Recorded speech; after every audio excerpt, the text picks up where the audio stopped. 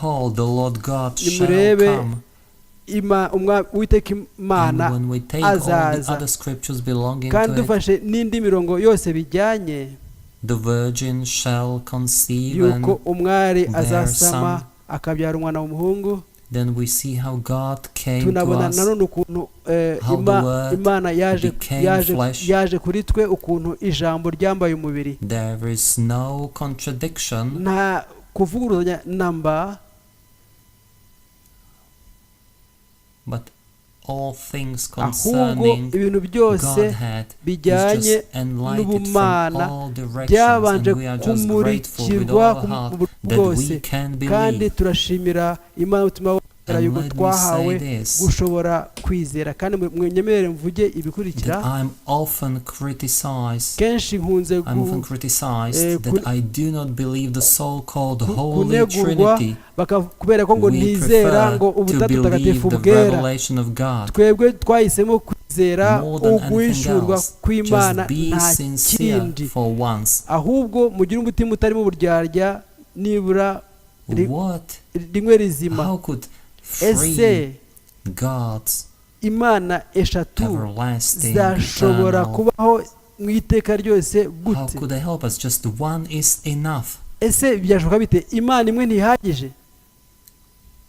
And from the very beginning, kandi this uhereye ku God was itangiriro revealed in a mighty way. iyo Mana yigaragaje mu buryo bw'imbaraga, Creator, maze Savior, nk'umuremyi, He is all in all, and we can nk'umucunguzi, say with a Imana thankful heart yose muri bose. that kandi especially the twabivuga revelation of dufite God in imitima yuzuye Jesus Christ ishimwe, our Lord, cyane cyane ukuntu Imana yishuye muri Yesu Kristo umucunguzi wacu.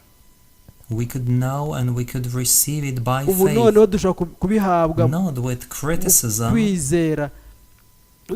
nubwo ibyo batuvuga I'm byose, saying this, ntabwo nshaka kugira uwo negura, but on June 21st, ariko uba kuvuga ibi we ngibi. could all tariki experience it. 21 We know what happened ukwezi kwa in gatandatu, Geneva. tuzi uko byabaye mu itangiriro Geneve, The religious ubwo communities amadini and yo religious movements, Torero and the yose Vatican was also present, bo and it was yahuriye all under the hamwe, headline, "We are led by the Holy Spirit." bose But the Holy Spirit leads ngo unto bose all the ngo truth. tuyobe twese You n'umwuka shall wera, know the ariko truth, umwuka wera and the uyobora mu truth kuri kose. shall uzamenya set you ukuri, free. maze ukuri kuza ku mudendezo, And kuzakubatura. we are also grateful for kandi this, turabishimira Imana that God has opened our spiritual kuko eyes, Imana and that we are yafunguye not amaso returning yacu to Rome, y'umwuka. ntabwo dusubira but we i are going Roma, back to ahubwo Jerusalem, twe turasubira as i it is Yerusalemu, written. nk'uko byanditswe,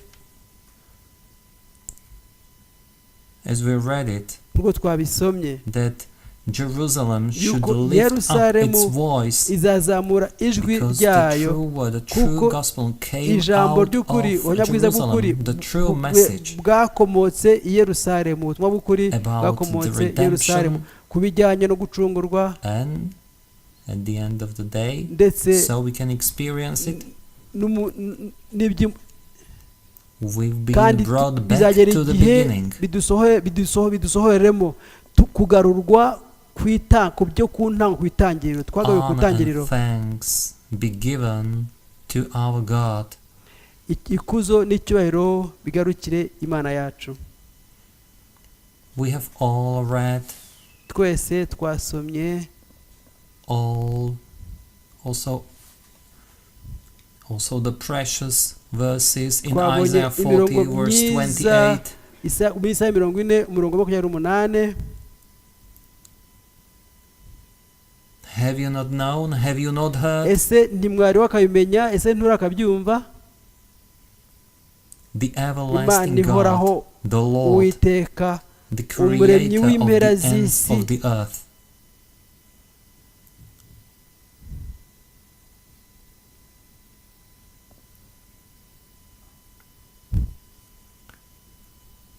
Let me read a few scriptures from the Bible. bike muri And brothers Bibiliya. and sisters, I can kandi sometimes bashiki banjye, hear people hari igihe saying numva abantu bavuga, that brothers and sisters bashiki banjye, bashiki bacu, take or listen to our sermons from 1970s and bakumva 1980s, ibibwirizwa and byo they muri za say mirongo that irindwi the preaching was even mightier at the bavuga ngo time. ibwirizwa But igihe ngo byari bifite let me imbaraga say kurusha this in icyo love. gihe ariko amabwiriza mu rukundo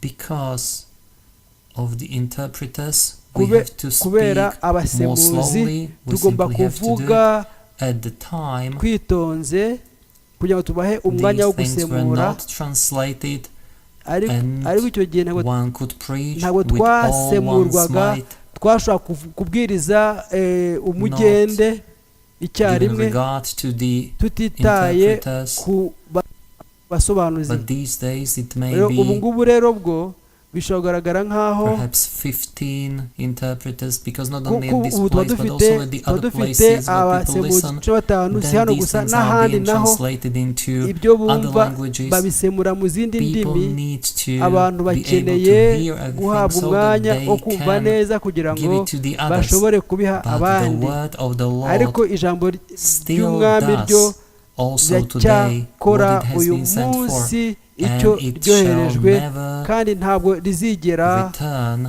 risubira void, but ku it shall mana ridasohoje accomplish what it's icyo been sent for. ryatumiwe ahubwo rizagisohoza And the scriptures, kandi especially byanditswe in the by'umwihariko Gospel of mu Matthew, butumwa bwa chapter matayo 5, gatanu the Gospel of Matthew, ubutumwa bwa matayo gatanu chapter 5, here we've got the introduction aho from verse 17. umurongo wa karindwi cumi na Do not karindwi think handitse that ngo I came to mwitekereza ko destroy naje the gukuraho law or the itegeko prophets. ibyahanuwe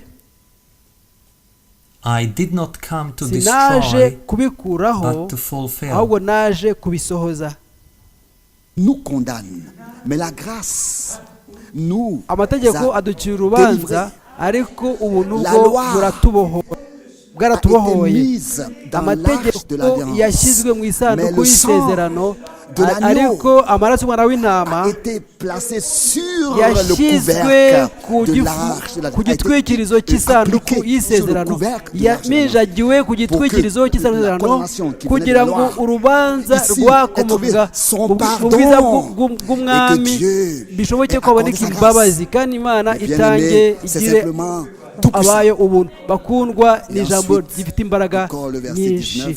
nanone umurongo wa 19 Celui donc qui supprimera nuko l'un de ces uzica plus rimwe petits ryo muri commandements aya mategeko naho et qui ryaba ryoroshye enseignerait hany- aux hommes hanyuma à faire de même. akigisha abandi kugira L'un de ces batyo plus petits à mu faire bwami de même bwo mu ijuru sera- azitwa sera- mutoya sera appelé le rwose plus petit dans le royaume des cieux. Mais ariko celui qui uzayakora les observera akayigisha abandi et qui mu enseignera à les observer. mu Celui-là bwami sera bwo mu appelé ijuru grand dans le azitwa royaume mukuru des cieux. Et à cela, kandi tout de suite, ku bw'ibyo la parole de Marc, kadusuyeho dusoma ijambo ryo muri mariko le premier chapitre. igice cya Marc, mbere le mariko premier chapitre. igice cya mbere Ici, l'écrivain a conservé, a Wanditse retenu la chose suivante. Marc chapitre ya- 1, mariko le, igice cya mbere le verset 15. umurongo wa cumi na Marc gatanu chapitre 1, wanditse verset yanditse 15. ibikurikira mariko rimwe cumi na gatanu il disait, le temps est igihe accompli. kirasohoye Le temps est igihe accompli. kimaze Le gusohora royaume de ubwami Dieu bw'imana buri bugufi est proche. buri bugufi Répentez-vous nuko mwihane et croyez mwemere au message du salut. ubutumwa bw'agakiza kanyu ubutumwa bwiza Ça, ce sont les premières paroles aya de niyo la magambo bouche de notre ya mbere Rédempteur. yavuye mu kanwa k'umucunguzi wacu Jean-Baptiste yohana mubatiza venait justement yarakimara de terminer son ministère. kurangiza ubukozi bwe Ici, il est décrit ahangaha brièvement, havugwa verset 2, mu murongo wa kabiri n'uwa gatatu et ensuite, directement, il rend le témoignage. aherako Verset 11, ahamya atanga ubuhamya ku murongo wa 11 fit entendre des cieux ngo ces ijwi paroles. rivugira mu ijuru riti rivugira mu ijuru riti Tu es mon fils bien-aimé. ni wowe en toi, mwana j'ai mis toute mon wanjye affection. nkunda nkakwishimira. Et c'est ainsi que Uko le ministère niko de ubukozi bwa Jean-Baptiste yohana mubatiza se termine bwarangiye selon l'évangile nk'uko biri de mu butumwa Marc, bwiza au chapitre bwa verset mariko 15, banditswe bwa mariko commence hereye ku murongo wa cumi na gatanu de notre hatangiye Seigneur hatangira avec ubukozi bw'umwami prédication, wacu atangirana répandez-vous ikibwirizwa kivuga ngo nimwihane croyez à la bonne nouvelle, kandi mwizere car ubutumwa bwiza le temps est kuko accompli et le royaume igihe de Dieu est proche. gisohoye ubwami bw'imana bukaba Dans Luc bwegereje 24, muri notre luka Seigneur ensuite makumyabiri na a kane fait mention umwami wacu nanone de yavuze ce qui était prêché ku byabwirizwaga byaziranyijwe dans la loi. mu Luc, mategeko chapitre luka 24, makumyabiri na kane à partir du uhereye verset ku 44. murongo wa 44. Puis il leur dit, maze arabwira ati c'est là aya ce que je na vous disais magambo nababwiraga lorsque nkiri j'étais encore kumwe avec vous, namwe qu'il, yuko alors que j'étais encore avec vous, qu'il yuko fallait ibyanditswe kuri jye que s'accomplisse byose tout mu mategeko ya ce mose qui est écrit de moi ibyanditseho byose dans la loi mu de mategeko ya Moïse, mose dans les no mu prophètes byahanuwe et dans no les psaumes. muri zaburi De moi, bikwiriye de moi, gusohora s'accomplisse ibyanyanditsweho de moi. Au verset bigomba 45, gusohora. alors il leur ouvrit mirongo ine na kane na l'esprit gatanu afin qu'ils maze abungura comprennent ubwenge kugira ngo les basobanukirwe ibyanditswe. Ici, nous avons ahangaha l'introduction. dufite Comme itangiriro première chose, icyabanjirije mirongo makumyabiri na gatanu d'abord nous voyons wa luka Jean-Baptiste makumyabiri na qui a kane préparé le chemin de twabanje l'Éternel, kubona yuko yohana mbatiza qui a, yaje gutegura n'est-ce inzira pas, y'uwiteka aplani tout ce qui était élevé, aringaniza ibyari Et bizamutse a conduit au Seigneur un maze peuple bien ategurira disposé. umwami ubwoko bufite Et imitima iboneye. après la résurrection, notre umwami Seigneur wacu amaze kuzuka se réfère yagarutse à tout l'Ancien Testament et dit kuri amagambo yose yo mu isezerano rya kera avuga ati ntibyari bikwiriye yuko ibyanyanditsweho byose bisohora. parole mbega ijambo s'accomplit. byagomba gusohora. Bien-aimés frères et sœurs, bakundwa bene data bashiki banjye, de quoi il s'agit? ese ibyo tuvuga ni Il iki? s'agit de l'accomplissement ibyo tuvuga de ce kwari que Dieu, ugusohora dans son kw'ibyo dans son plan du imana salut, dans son conseil du salut, avait yagambiriye décidé. Il mu s'agissait de mugambi l'accomplissement de ce que Dieu w'agakiza avait promis. Aussi dans gusohora notre temps. kw'ibyo imana Dans notre temps. yasezeranije. C'est nuko tout à fait rero que no mu toujours gihe de cyacu nouveau, nous niyo disons, mpamvu nous avons dukomeze dû uje insister duhora en disant tubigarukaho bundi que bushya dukomeje tuti celui qui passe sans reconnaître u- la uwa promesse pour ce uciye temps, ku ruhande passe atamenye sans reconnaître ce que amasezerano Dieu fait. y'imana Seulement muri celui iki qui gihe croit, comme le ntamenye disent les ibyo imana Écritures yakoze. et les Écritures abaciye ku justement ruhande, dit, je ariko vous enverrai un prophète. usobanukiwe ibyanditswe n'amasezerano ati yavuze ngo nzabohereza umuhanuzi Eliya mbere y'uko umunsi ukomeye kandi w'Uwiteka uza, kandi uwo ni uza tunganya byose ngo bisubire kuko byari bimeze ku itangiriro. azatugaruza ikibwirizwa cye uko itorero rya mbere ryari rimeze, kandi twagiriwe ubuntu bakundwa bene data uyu munsi ko twabwiriza ubutumwa bw'umwimerere bwa Yesu Kristo, kandi nta kabuza bitangira kubwiriza ukwihana, kwizera, kubarirwa ibyaha, kungwa n'Imana. ntabwo ari ubutumwa gusa mentionne pas la rédemption. butavuga ku byo gucungurwa, oya, ahubwo ni ubutumwa. Le centre du message, c'est Jésus-Christ. umutima w'ubutumwa bwiza ni Yesu Kristo. isangano n'ubuza ni Yesu Kristo, ni ugucungurwa, ni umurimo wo gucungurwa wasohojwe ku musaraba i Golgotha. Ici, ariko hano dukwiye kwitonda bakundwa bene data, et je le dis kandi binabivuga avec un cœur mfite touché que binkoze ku tous mutima ceux qui yuko maintenant écoutent la parole de abantu Dieu, bose bumva ijambo ry'Imana ubu ngubu, et aussi tous ceux qui s'ajoutent ndetse nouvellement, n'abaza frères et bakiri sœurs, bashya bundi bakiri bashya, nous sommes, bakundwa bene n'est-ce pas, data, la deuxième et la troisième génération. turi igisekuruza cya kabiri n'icya gatatu. Première génération icya ont mbere fait les expériences du salut bagize avec Dieu, imyimenyerezo y'agakiza hamwe n'Imana, conversion, kwihana, foi, baptême d'eau. guhindukira, Et ensuite, kwizera, qu'est-ce qui s'est passé kubatizwa mu mazi, hakurikiyeho iki? None se ku gisekuruza cya kabiri cya gatatu byagenze bite? None se ku bijyanye n'abakiri bato hagati yacu, ese bose bashoboye kugira imyimenyerezo y'agakiza kabo n'Imana? Ese barahinduwe koko? Ese bahinduwe bashya koko? Ese bavutse bwa kabiri koko? Ese koko iyo myimenyerezo yose y'agakiza yatugezeho koko? Bakundwa bene bashiki banjye, ntabwo dushaka kubwiriza gusa ijambo ngo turanguye ngo dore umukoraje. Oya, ahubwo tugomba no kuvuga ku bijyanye n'ibyo, nimwitegure kuko abazaba biteguye bonyine nibo bazinjira mu bwami, mu bukwe.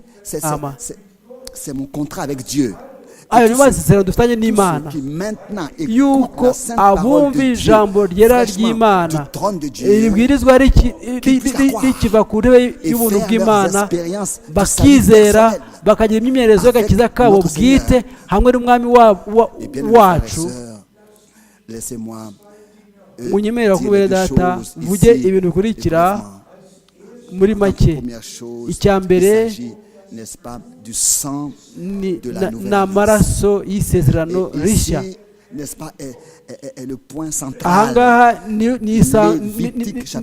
isangano mu Balewi 14:11 ngo ubugingo bw'ikintu buba mu maraso.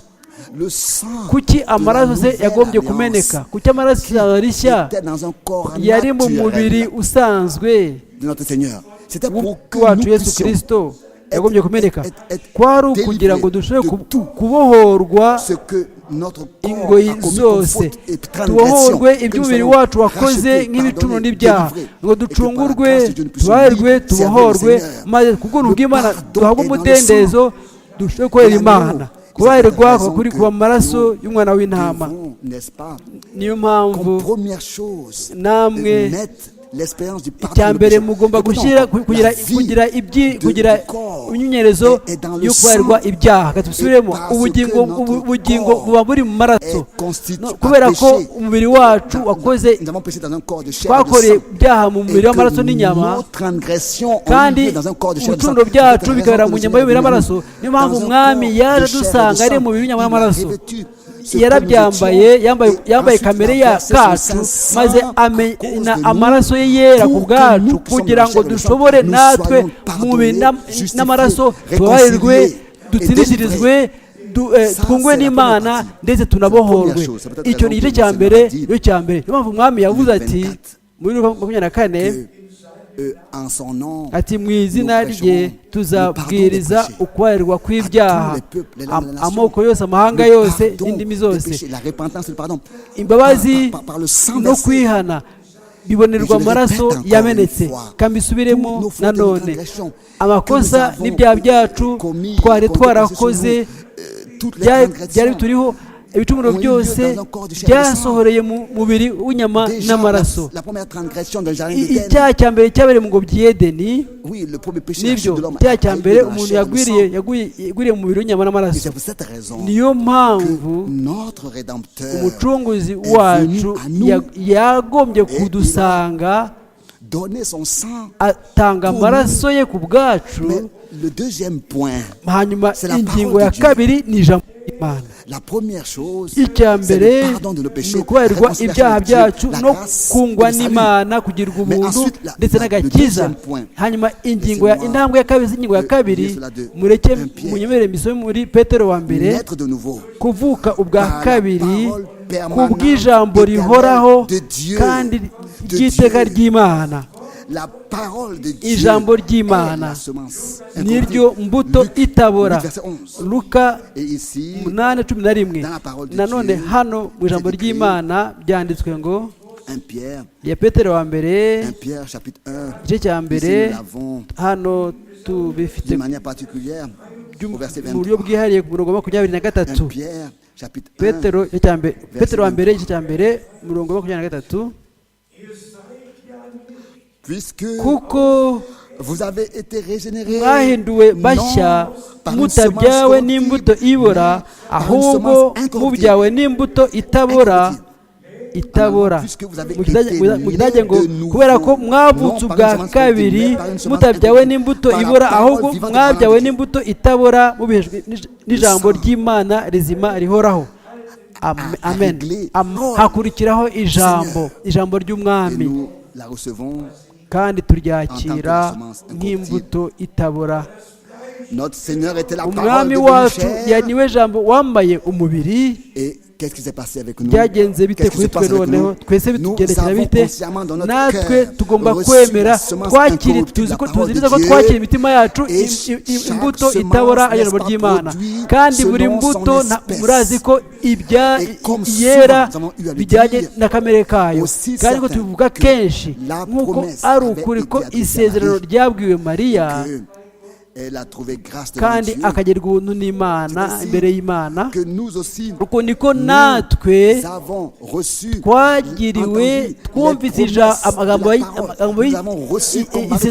ijambo ry'isezerano maze tukaryakira nka Mariya, maze Umwuka Wera atuzaho kugira ngo aremere muri twe ubugingo bw'Imana, ubugingo bwe, kugira ngo dushobore kuvuka bwa kabiri, maze tugire ibyiringiro bizima. Amen. Kubera bishingiye ku kuzuka kwa Yesu Kristo umwami wacu ava mu bapfuye. Mbere y'umurongo wa 23 dufite umurongo wa 18, Petero wa mbere igice cya mbere umurongo wa 18. Tubanze gusoma. Kuko muzi yuko ibyo mwacungujwe ngo muve mu ngeso zanyu zitagira umumaro mwatojwe na basekuruza banyu, atari ibyangirika nk'ifeza cyangwa izahabu,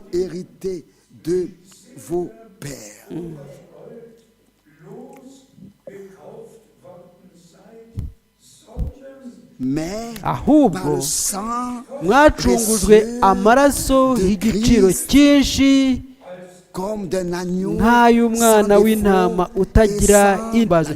Nk'uko ari ukuri k'umwana w'intama w'Imana yari umuziranenge, yari atunganye rwose, ni nako ari ukuri ko wamukumbi wacunguwe n'umwana w'intama uzahinduka umuziranenge nta mugayo, kubera ko wonyejwe amaraso y'umwana w'intama.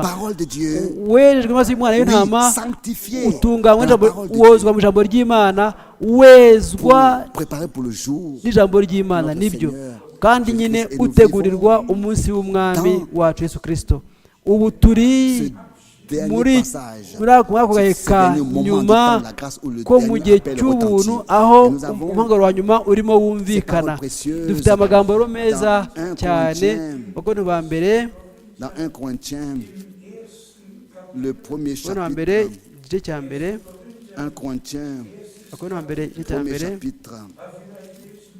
Oui, peut-être que nous lisons directement 1 Corinthiens, chapitre 2, à partir du verset 7. Chaque verset est d'une grande signification. 1 Corinthiens, chapitre 2, ici, nous avons particulièrement à partir du verset 7.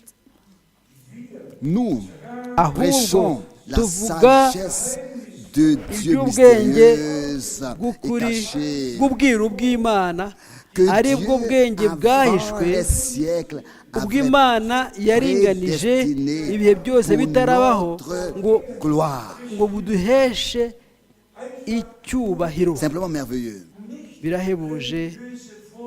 Pas des exposés religieux, mais la sagesse de Dieu mystérieuse et cachée,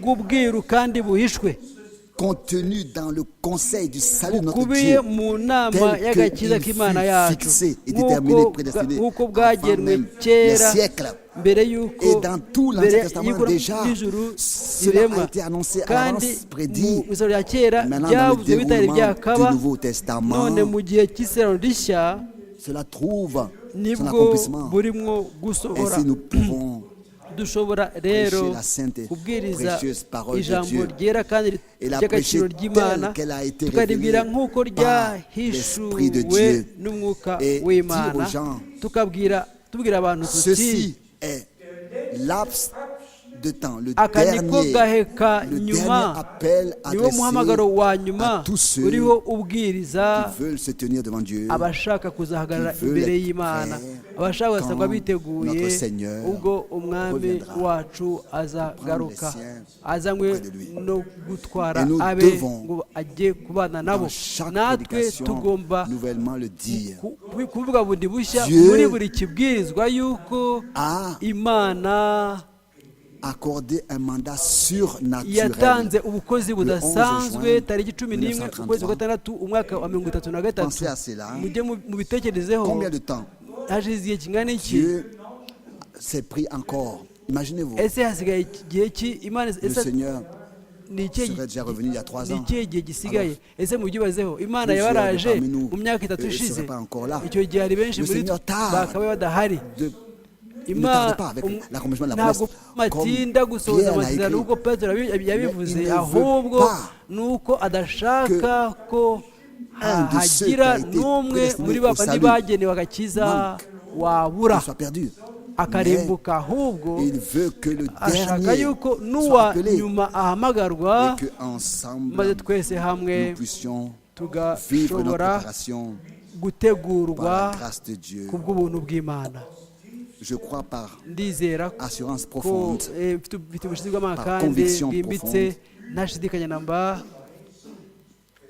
ce que le Seigneur a fait aussi de manière surnaturelle et bien, mes frères et sœurs, dans l'humilité, mais avec grande responsabilité devant le Seigneur. Le seul vrai Dieu, laissez-moi dire cela. Et j'espère d'être bien compris. Que Dieu a accordé sa grâce. Et qu'aujourd'hui, je peux dire ce que mes yeux ont vu, iby'amaso yanjye yabonye iby'amatwi yanjye yumvise bijyanye n'ijambo ry'ubugingo no ku bijyanye umurimo Imana irimo ikora ubu ngubu ikamfasha kugira uruhare muri byo uhereye mu mwaka wa 1955 uhereye mu mwaka wa 1958 muri iyo myaka yose ku bw'ubuntu bw'Imana.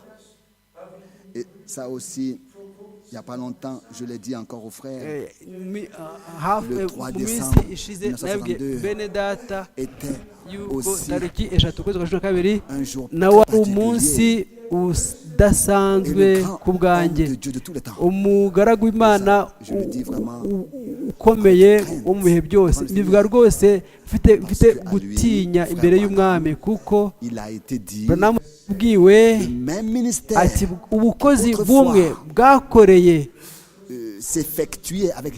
muri Yesu Kristo umwami wacu ubwo umwana w'umuntu ubwo bukozi buzongera gusubiramo mbere bwakoreye mu Bayuda n'Abasamariya ubu noneho burakorera mu banyamahanga ubukozi bumwe yabonaga iyerekwa ku bijyanye abarwayi baga bari imbere ye yamenyaga n'ibyo batekerezaga nk'uko byari mu gihe cy'umwami mbere y'uko Filipo aguhamagara nari nakubonye wicaye munsi y'igiti cy'umutini sinzi mu by'ukuri mwebwe icyo bibabwira nubwo marayika même quand l'ange éternel est venu à Frère Branham yaje asanze mwene data Branham avuga ukuntu ko yasaga avuga n'ibigango yari afite hanyuma n'ubwo bukozi yahawe ukuntu yabitegetswe n'iteko ryongereyeho abwira ati nk'uko Mose yahawe ibimenyetso bibiri nawe uzahabwa ibimenyetso bibiri rwose ibyo byose kwari ugusubiramo ibyabaye mu gihe cya Mose mu gusohoka muri Egiputa n'ibyabaye mu gihe cy'umwami wacu Yesu Kristo, ubwa gatatu kugira ngo ubwoko bw'Imana buhindukire bwe guhanga amaso Ramu gusa, ariko buhange amaso ibyo Imana yari imikora mu gihe cyacu mu buryo ndengakamere. Kuba narabyiboneye narabyumviye byose mu by'ukuri ni Imana yabishatse. Ese yewe ubwo bushizi bw'amanga n'ubwo butwari ijambo ry'Imana ndashobora kubikura hehe iyo ntabyiyumvira, iyo ntabyibonera ngo mbe narabaye muri amateraniro aho Imana yabikoreraga? Navuga nka Petero, navuga nka Yohana, iyo twumvise, iyo twiboneye bijyanye n'ijambo ry'ubugingo. Ni nacyo kimwe ku bijyanye n'inshingano mfite imbere y'Imana ishobora byose, ni inshingano imwe, ni ya yindi. Ubu ngubu rero ku buryo rwose busobanutse butumwa rwose kugeza ku bari ku isi bose, ubutumwa bwa nyuma babwira rwose neruye mvuga nti bakobere data, Imana yaraturinze itugumisha mu ijambo ry'Imana mu nzira hagati. Nta n'igihe na kimwe twigeze tuvuga ngo tujye mu nsobanuro z'abantu. Twakomeje kuba abiringirwa, dukomeza kugeza ku bandi mu buryo bwo kwiringirwa ibyo Umwami yaduhaye atugejejeho, kandi turizera tudashidikanya ko ibyanditswe birimo birisohora imbere yacu, kandi ubutumwa bwa nyuma ubu ngubu burimo burabwirizwa amahanga yose, indimi zose n'ibihugu byose, burimo buragera ku ndimi zose, amahanga yose no ku bihugu byose. Umugoroba wa nyuma urimo urumvikana uyu munsi, kandi ab'Imana nta kabuza batega ugutwi ibyo umwuka avuga nangwa se akeneye kubwira itorero. Kandi nk'uko Pawulo mu bihe byashize ashobora kubyandika ati, ntabwo ari umubiri n'amaraso wishuriye ibingibi, kuko Pawulo yabivuga ati ahubwo yabwiye Petero ati sinya amaraso yarwishuriye, ariko ni Data uri mu ijuru. Uko nako Petero byandika ngo ibyo twahishuriwe n'umwuka nibyo twabwirije. Ko nta mbere igice cya kabiri ni nako bimeze mu gihe cyacu. Kongera dusome muri Petero ko nta mbere icya kabiri umurongo wa mbere,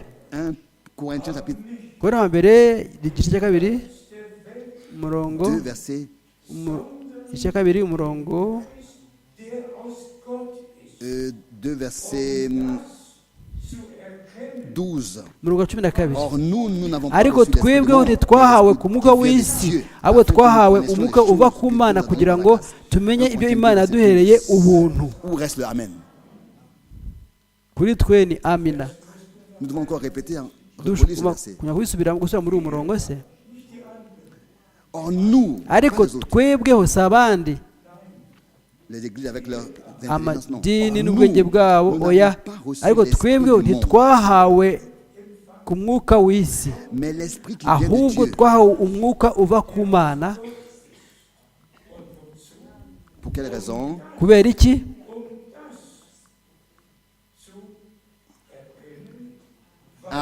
Kugira ngo tumenye ibyo Imana yaduhereye ubuntu. Amina.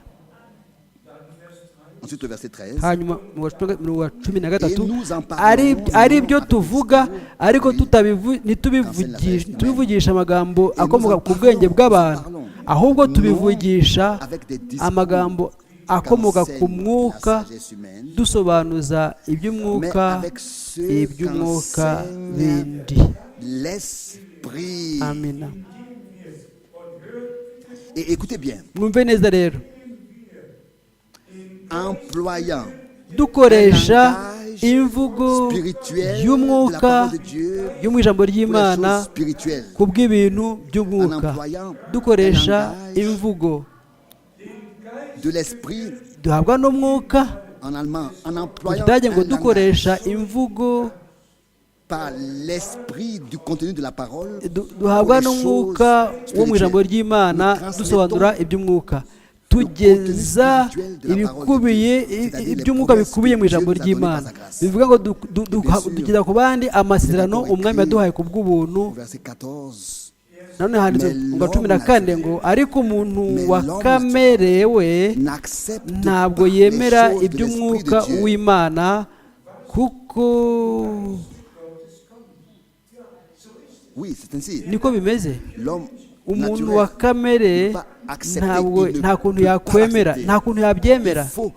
Bisaba ko bibonwa n'amaso y'umwuka, bihishurwa mu mwuka, byumvwa mu mwuka, maze tukavuga tuti amina kuri ibyo. None bigatuma mu kwizera dushobora kubyakira. Handitsweho hano ngo ariko umuntu wa kamere ntabwo yemera iby'umwuka w'Imana kubera ko ari ubupfu kuri we. Nta kuntu yabimenya kuko byose, ariko umuntu w'umwuka we arondora byose, nyamara ubwe nta umurondora. 14 ngo ariko umuntu wa kamere ntiyemera y'umwuka w'Imana kuko ari iby'ubupfu kuri we, akaba atabasha kubimenya kuko bisobanurwa mu buryo bw'umwuka, si kubw'ubwenge bw'umuntu, si kubw'insobanuro z'umuntu, ahubwo bihishurwa n'umwuka. Hanyuma mu 15 ariko umuntu w'umwuka we arondora byose, nyamara ubwe ntawumurondora. Amen. Niko bimeze bakundwa bene data. Uyu munsi ese ku bw'ubuntu bw'Imana, nk'abantu b'umwuka, ese dushobora guhanga amaso mu bikubiye by'umwuka, iby'umwuka bikubiye mu ijambo ry'ubuhanuzi, tukayoborwamo n'umwuka w'Imana mu kuri kose? Nshobora kubivuga uyu munsi bwo kwizera ko nizera ko Imana yaduhaye ubwo buntu, yatugiriye ubwo buntu, ku buryo tudafite imyumvire ya kamere, nangwa se tutabona ibintu mu buryo bwa kamere, ahubwo twagira ubuntu imbere y'Imana kugira ngo tugire iyo myumvire y'umwuka, kugira ngo dusobanukirwe ibikubiye mu ijambo ry'umwuka. Twinjiye mu by'ukuri ahera, twemera isezerano rishya, twemera kubabarirwa no kungwa n'Imana n'agakiza, maze Imana ku bw'ubuntu umwuka we iduhishurira ibyo irimo ikora ubu ngubu ku iherezo ry'igihe cy'ubuntu, cyane cyane mu itorero, kandi kurushaho cyane cyane mu itorero umugeni. Nshaka kuvuga umuhamagaro wo gusohoka no gutandukanya no dutegurirwa umunsi uhebuje ugaruka kwa Yesu Kristo umwami wacu. Yego, nk'uko abaririmbyi babiririmbye, impanda zizavuga bidatinze, turabyizeye, ku iherezo ry'igihe cy'ubuntu, kuzamurwa kuzaba, umwami azagaruka azanye n'impanda z'Imana ndetse n'ijwi ry'amarayika ikomeye, maze abapfiriye muri Kristo bazabanza bazuke, natwe abazaba tukiriho tuzahindurwa. Katuvuge mu ncamake ibyo twaganiriyeho uyu munsi, kandi kugira ngo bose abumva hose ku isi, yaba ari muri Amerika y'Amajyaruguru, y'Amajyepfo, yaba ari muri Afurika n'ahandi hose, ahari hose ku isi, kugira ngo bose rwose bose abagiriwe ubuntu imbere y'Imana bashobora kwizeza umutima wabo wose yuko kubw'amaraso y'isezerano rishya ay'umwami umucunguzi wacu yavuzeho muri Matayo 26:26 avuga ati ari maraso yanjye, amaraso y'isezerano rishya amenwa ku bwa benshi kubarirwa ibyaha. Mubyemere ndabinginze, kubw'ibicumuro byanyu byose mwakoze muri mu mubiri, kubw'amakosa yanyu no kwibeshya kwanyu, nimwemere mwakire ko mwabariwe kubw'amaraso y'umwana w'intama. Mubyakire mu kwizera, ni ku bwanyu. Hanyuma umwanzi nashaka kurega, mubwire muti mva imbere Satani, kuko handitswe ngo ushaka kurega intore z'Imana. Ese ninde wabasha kurega intore z'Imana ko zatsindishirijwe rimwe rizima? Nk'uko kandi mwene data Branham yabivuze inshuro nyinshi akomeje imbere y'Imana ati duhagaze imbere y'Imana nkaho tutigeze dukora icyaha na kimwe na rimwe, ntitugeze ducumura rwose, twaratsindishirijwe rwose byuzuye byimazeyo ku bw'amaraso y'umwana w'intama. Amina. Kandi tubibwire bose yuko ubuzima bw'ikiremwa buba buri mu maraso. Ni nayo mpamvu umwami wacu ari hano mu mubiri w'inyama n'amaraso, yaje mu mubiri nk'umuntu, amena amaraso ye, atanga ubugingo bwe kugira ngo dushobore kubabarirwa ibyakorewe byose mu mubiri wacu w'inyama n'amaraso. Turacungurwa, turababarirwa, twungwa n'Imana, ndetse tubarwaho gukiranuka kubw'ubuntu bw'Imana. Igikurikiraho ni uko abacunguwe bamaze kungwa n'Imana, kandi abacunguwe kandi bunzwe n'Imana batega amatwi ijambo ry'Imana, kandi ijambo ry'Imana ni ryo mbuto. Kandi kuko ari ukuri ko imbuto iba yabibwe kandi ikera imbuto nyinshi, kuko nabivuze. Ndi umuhinzi, nari umuhinzi, ndi umwana w'abahinzi. Usemye imbuto y'ingano asarura ingano, nta kindi yasarura bishoboka. Ntabwo ujya gusarura mu murima w'umuturanyi, dusarura ibyo twihingiye ubwacu. Kandi bivuge noneho mfite no gutinya no kubaha imbere y'Imana.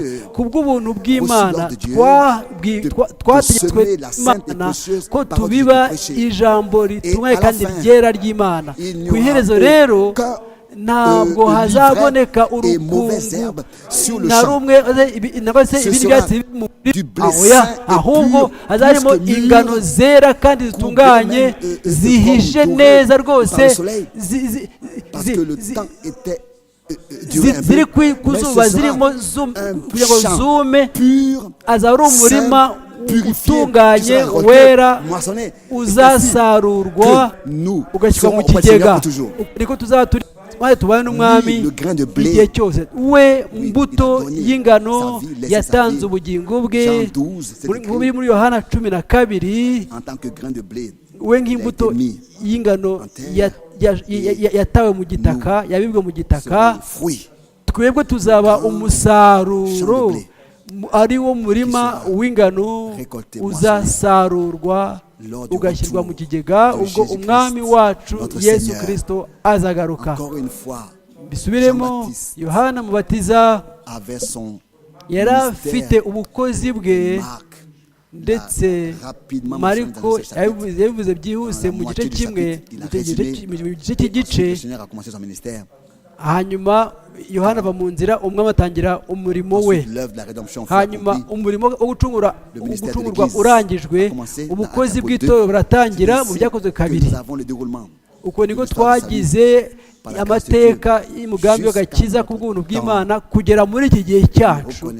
None twibonera twemera neza yuko ubu ngubu ku gihe cy'iherezo ry'igihe cy'ubuntu, nanone umwami azongera agaruke ku ijambo, azongera avuge. Ntabwo azavugira mu madini, azavugira mu bwoko bwe ati mwe bwoko bwanjye nimwitandukanye, he kugira icyanduye na kimwe mukoraho, nanjye nzabakira mbabere imana mumbere ubwoko abahungu n'abakobwa maze muhinduke ubwoko bwanjye nibyo maze nanjye nzatura muri mwe ngendere muri mwe nzababera imana namwe umwami imana rero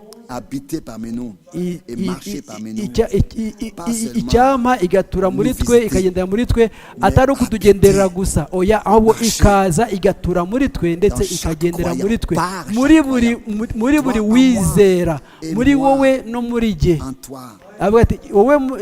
wowe muri jye nanjye muri bo birahebuje ntabwo ari inyigisho gusa ahubwo ni mpamo kandi abizera uyu munsi bose abizera imana bose uyu munsi nta kabuza nk'aburahamu bazashyirwa hagati y'abizera bazabarwa hagati y'abizera kimwe n'aburahamu twese twakwisomera mu Baroma 4 yuko aburahamu atarebye ku bimukikije ahubwo nubwo yari afite imyaka 100 ubwo Uwiteka yamubwiraga mu Itangiriro 18 ati umwaka utaha magingo yanzagaruka maze Sara umugore wawe azaba afite umwana w'umuhungu biranditse mu Baroma 4 Aburahamu ntabwo yirebyeho ntiyagiye kubibonwa n'amaso ntabwo yirebyeho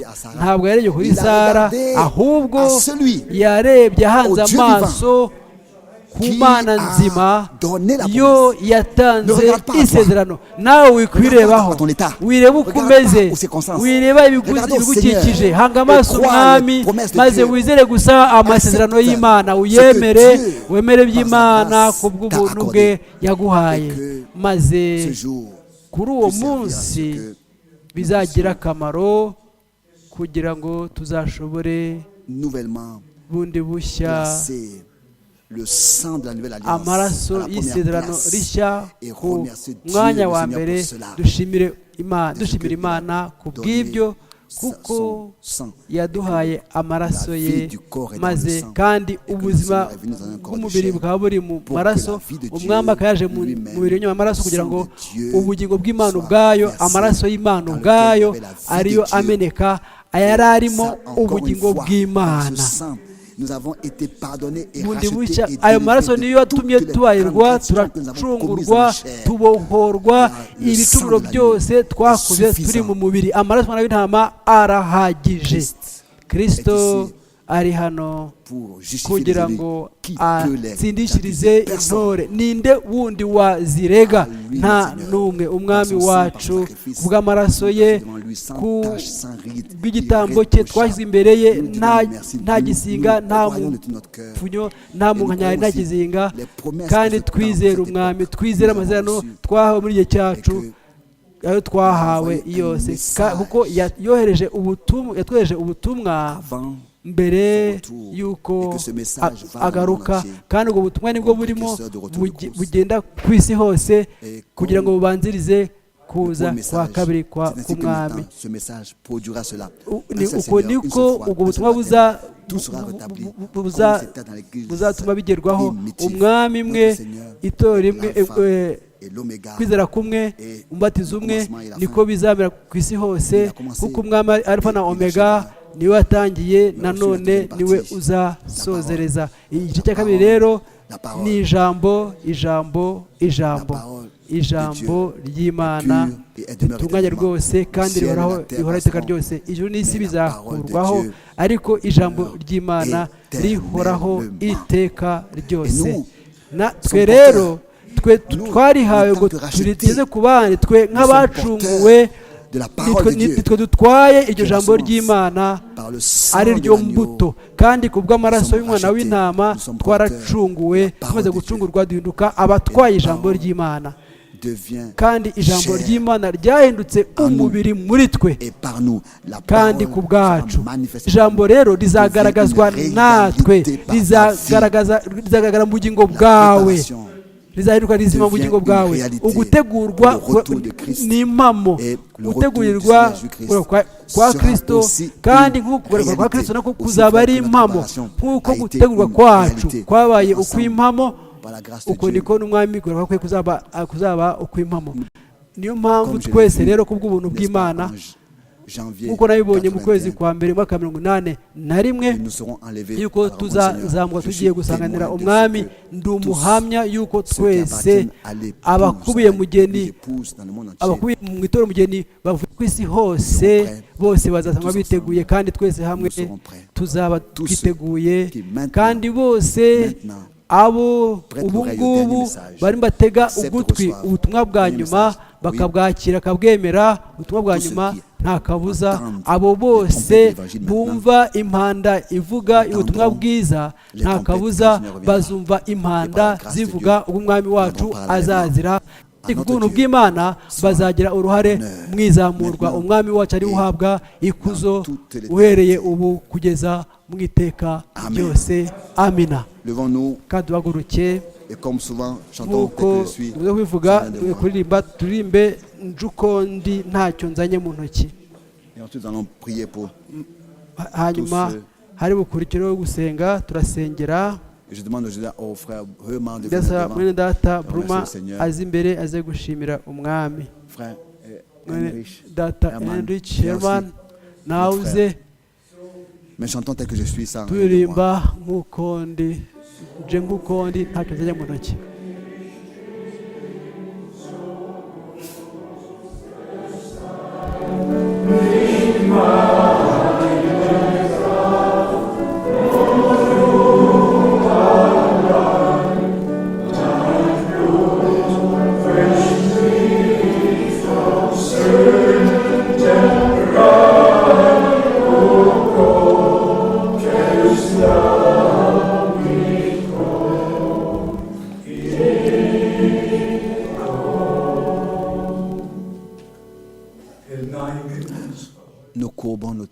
Twunamishe imitwe yacu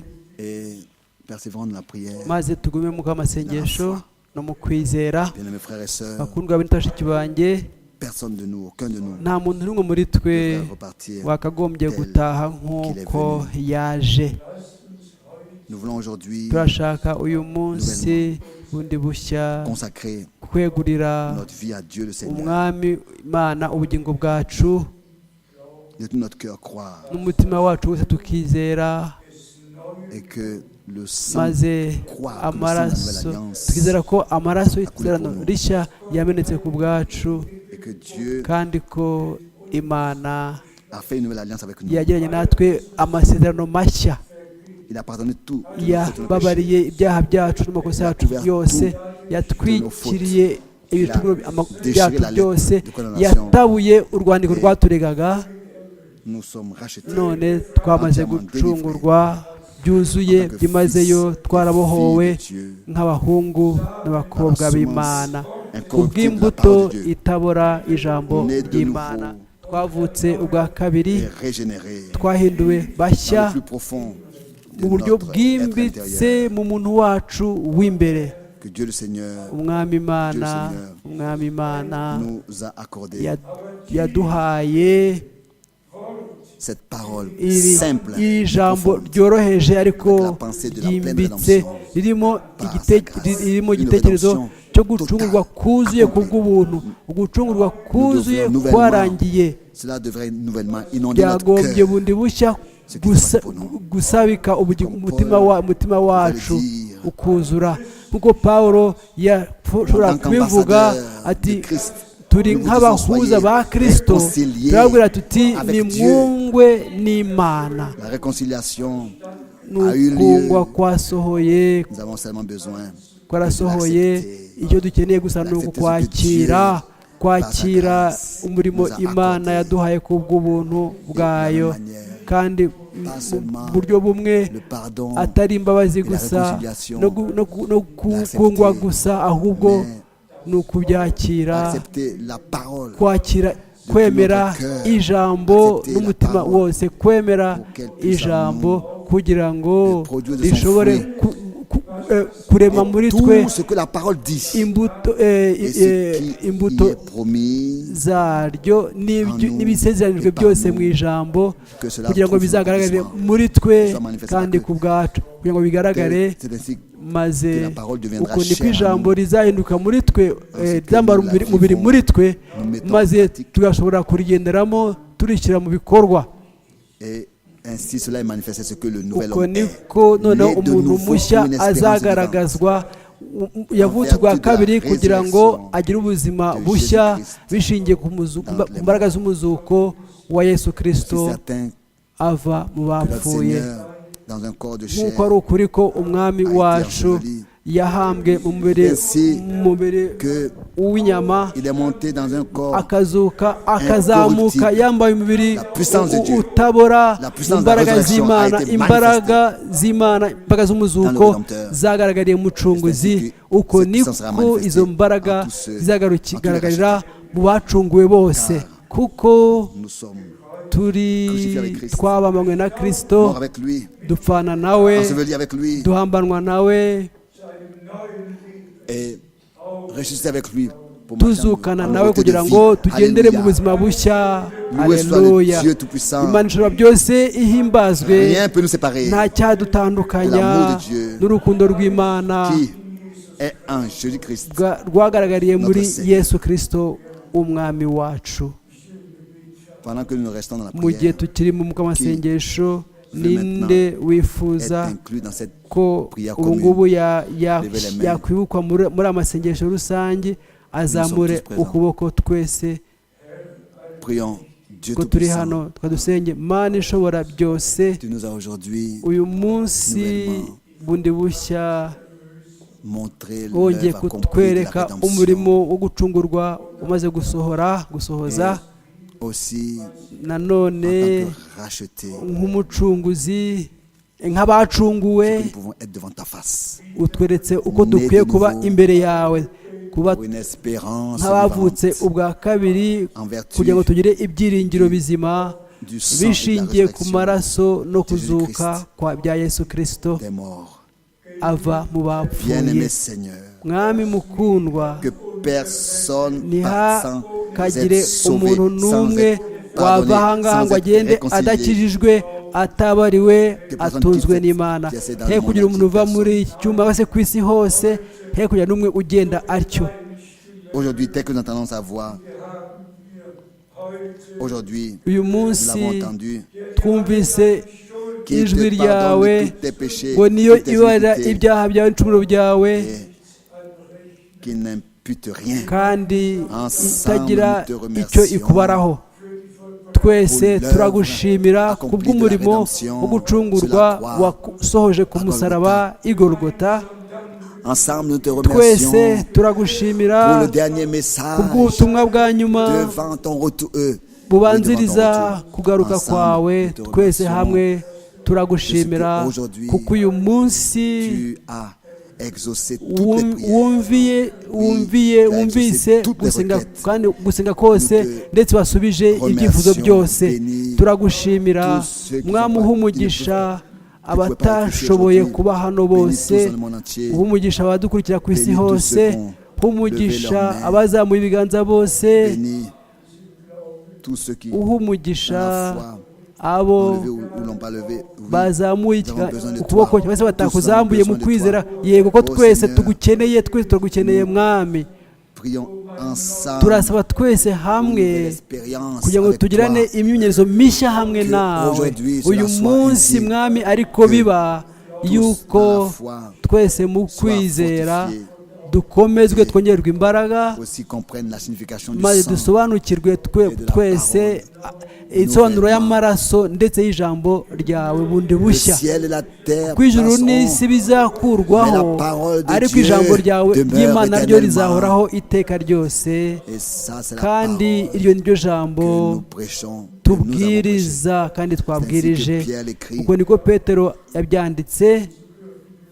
L'apôtre, nous pouvons aujourd'hui, Intumwa à la fin, uyu munsi ku iherezo dushobora, umunsi ku iherezo ry'igihe cy'ubuntu dushobora natwe kubivuga gutyo.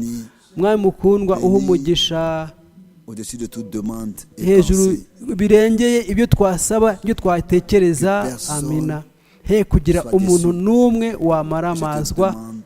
Mwami, ndagusaba ko hatagira umuntu n'umwe wareba ku bimukikije, wakwirebaho ubwe, wakwireba ku ntege nke ze, wareba ku bicumuro bye, ahubwo Mwami buri muntu aguhanga amaso wowe mwana w'intama w'Imana yakuyeho ibyaha by'abari mu isi, wabikuyeho. Mwami mukundwa, icyampa uyu munsi ugiye mu mateka y'agakiza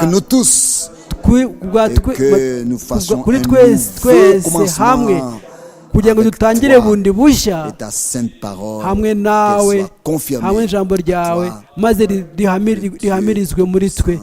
Wowe Mana ishobora byose, bundi bushya twongeye Mwami kubwira n'umutima wacu wose n'ubugingo wacu bwose tuti urakoze, warakoze, mu izina ryera Yesu Kristo. Alleluya, amina. Bene data bari buze gushimira umwami nanone, bari he? Mwene data Herman, ngwino. Que Dieu bénisse. Mwami aguha umugisha. Mon Dieu, oui. Mwami Mana, Père Céleste, data wo mu ijuru, nous te remercions pour cette parole turagushimira kubwira ijambo ry'Imana twumvise uyu munsi. Tu nous as parlé. Wavuganye natwe, Tu as touché à nos cœurs. wakoze ku mitima yacu, waduhishyuriye ijambo ryawe. Nous te sommes reconnaissants pour ce jour. Turagushimira Mwami kubera uyu munsi. Tu l'as fait pour nous, Seigneur. Twabikoreye Mwami. Nous te remercions pour le sang Turagushimira versé sur la kubw'amaraso croix yavuye ku musaraba i Golgotha. Et nous avons compris, Seigneur, kandi twasobanukiwe Mwami parce ko que nous l'avons accepté de notre compréhension, mais tu l'as révélé dans notre cœur. twabyemeye n'ubwenge bwacu, ahubwo twabyakira imitima yacu. Wavuganye natwe, waduhaye Mwami yo kurya twari dukeneye kugira ngo dutegurwe muri igihe cyacu. Turagushimira Mana yacu, turagushimira kubera tariki 11 kuri gatandatu wa 2023. Turagushimira Mwami uwo munsi n'indi wakozemo ibikomeye. Mwami turagushimira mwaka wa 58 n'indi wakoze kugeza kuri uyu munsi. Mwami ijambo ryawe mu gihe cyacu ku bwacu. Turagushimira ubukozi bwa mwene data Frank n'ubwa mwene data Branham. Mwami turagushimira, ntabwo tuzi n'ukuntu twagushimira, ariko ijambo ryawe rirera kandi ni rizima. Muri umugoroba wongeye kuba natwe kubw'ubuntu bwawe Mwami. Ikuzo ryose Mwami rigarukire wowe, mu izina ryera rya Yesu Kristo. Ushimirwe Mwami Golgotha, ndetse kubera yuko amategeko n'inyigisho byakomotse i Yerusalemu. Mwami ndagushimira, ndaguhimbaza ku bw'ibyo. Ushimwe, uhimbazwe, ushyirwe hejuru dawe data wo mu ijuru. Ndagushimira mu izina rya Yesu Kristo. Umugisha itorero, umugisha itorero mugeni, umugisha bene mu Busuwisi n'abandi bose bumva iri jambo, kugira ngo rireme muri bo icyo waryohereje. Mwami turagushimira, turaguhimbaza. Alleluya, izina ryawe Yesu Kristo rihabwe ikuzo n'icyubahiro. Amina.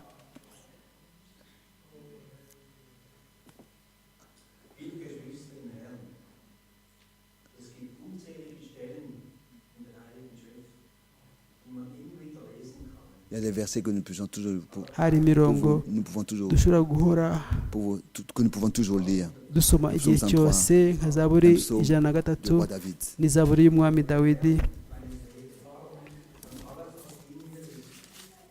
Le frère a lu le psaume 103. Yasomye Zaburi 103. Ce psaume, nous l'avons chanté il y a 2 ans de devant. Kandi twarayiririmbye. Ô Père au ciel, data wo mu ijuru, ntabwo nagushimira bihagije ku buryo wadukoreye, ukoze muri twe byose n'ibyo uzakora nanone.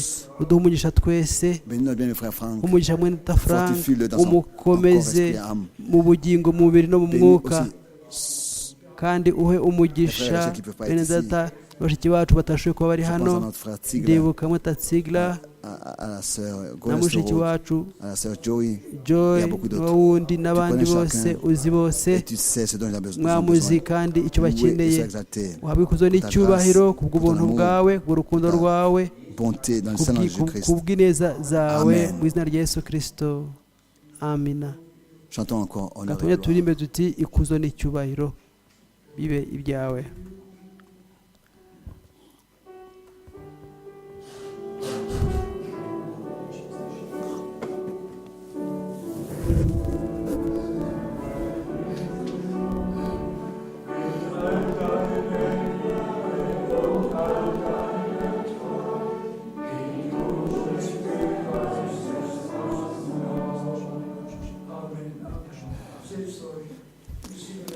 Asseyez-vous, nous chantons encore nimwicare un twongere cantique pour turirimbe l'honneur du indirimbo Seigneur. imwe wimbaza umwami. Est-ce que quelqu'un en a un? ese hari umuntu ufite indirimbo twaririmba? 532. 532 ni mu gitabo cyabo cy'indirimbo. 532.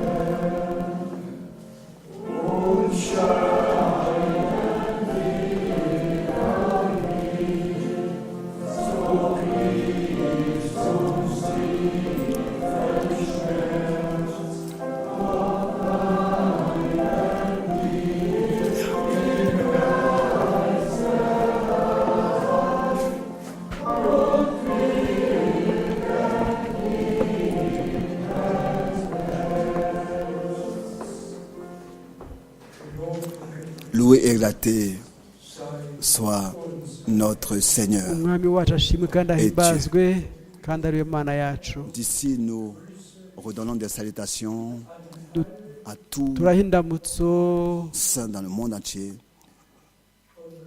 et que Dieu abadukurikira réjouisse hose ku isi dans tous les peuples langues et les kandi nations imana kuko ishobore mu mahanga mu moko no mu ndimi zose gutegura de son retour. ubwoko bwayo butegurira umunsi uhebuje ugaruka ku mwami. Notre bien-aimé, ese mukundwa mwene data encore un cantique aujourd'hui. hari indirimbo yindi Vous agifite pouvez encore chanter un cantique. ushobora kujya kuririmba indirimbo imwe.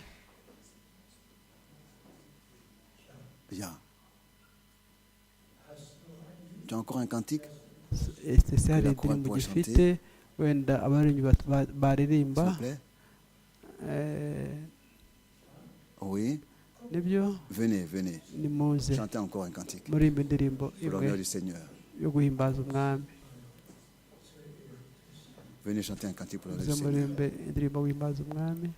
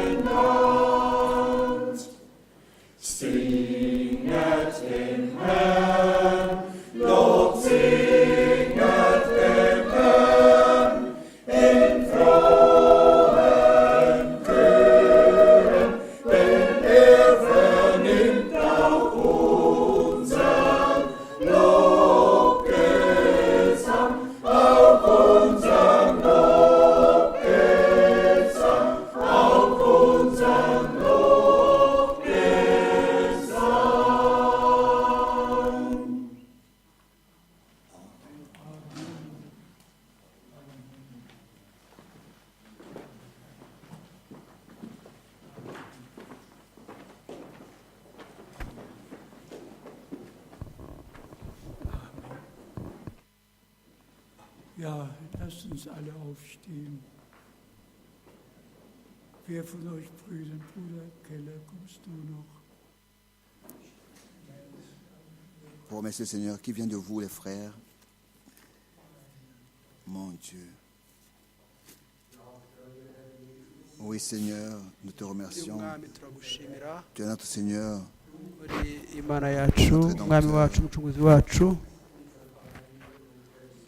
Tu es notre Seigneur. uri umwami mukiza wacu turagushimira kubwira ijambo tumaze kumva muri gicamunsi Nos cœurs étaient ouverts imitima yacu yari yagutse et tu as mis ça dans notre cœur. kandi warishyize mu Seigneur, mitima yacu umwami mukundwa nous voulons marcher dans ta turashaka parole kugendera mu ijambo ryawe pour être un jour auprès de kugira toi. ngo umunsi umwe tuzabe turi hamwe Je te nawe remercie, Seigneur mwami Jésus, ndagushimira mwami yesu pour tous ces frères et des sœurs kubwa bene data n'abashiki banjye bose allongés sur le lit. Touche-les. bose bari ku mariri y'uburwayi mwami bakoreho bagire ubuntu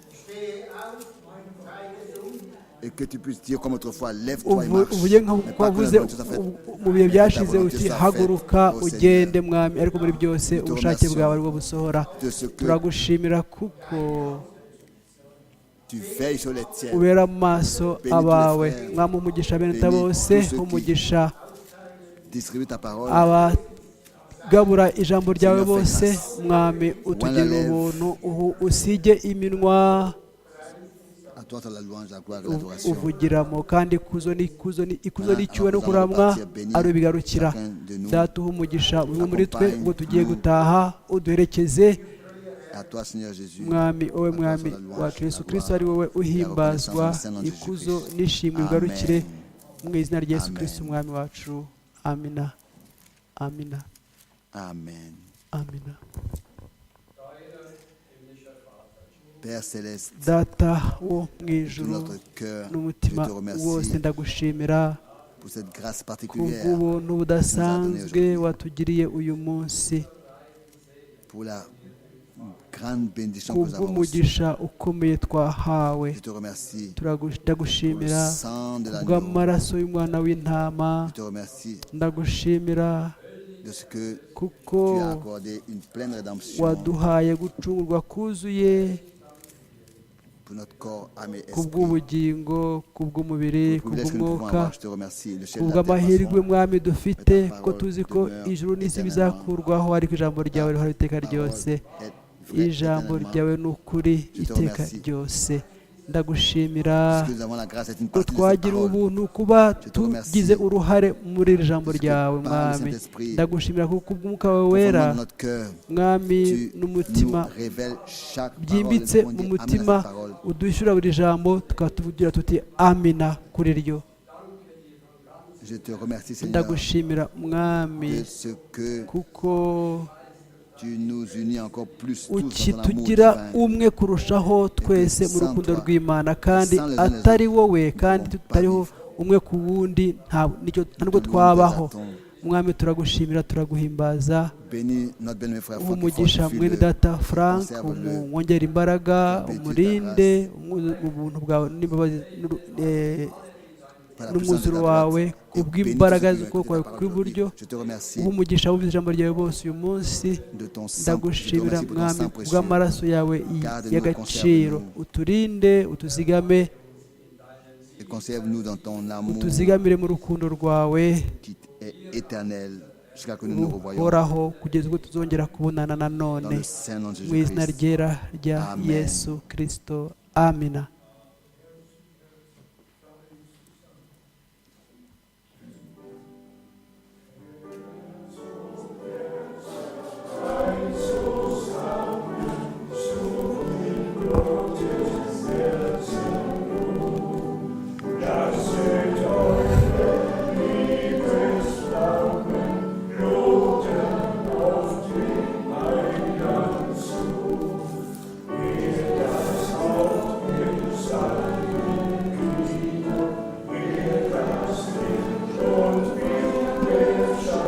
Lui la tête et nous les membres. we ni umutwe twe turi ingingo Nous le maître, lui le maître, nous les frères. we Il est niwe notre, nous databuja sommes à lui. twebwe turi bene data umwe kandi turi Seigneur Dieu abe. Tout-Puissant, Mana ishobora byose, que tous twese soient fortifiés dans la foi dukomezwe mu kwizera, twongere imbaraga mu kwizera, et que ta bénédiction kandi umugisha wawe uherekeze twese, ubane natwe twese dans le saint nom mu izina ryera de Christ. rya Yesu Kristo. Haleluya, amina, Amen. amina. Saluez-vous tous. Mati musuhuzanye.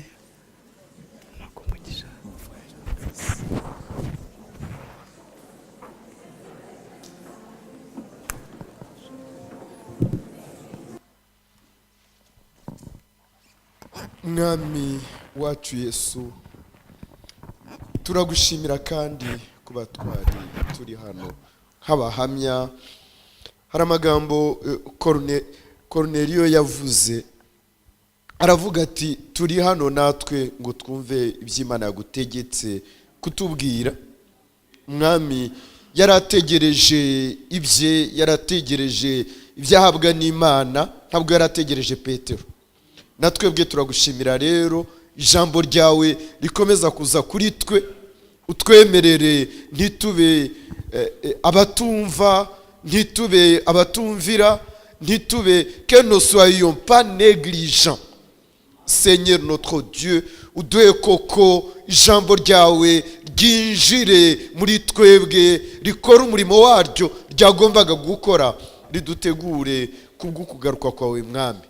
Ubwo rero ndakwereka abana bawe bari hano mu kanya, twari tuvuye hano mwami, barananiwe.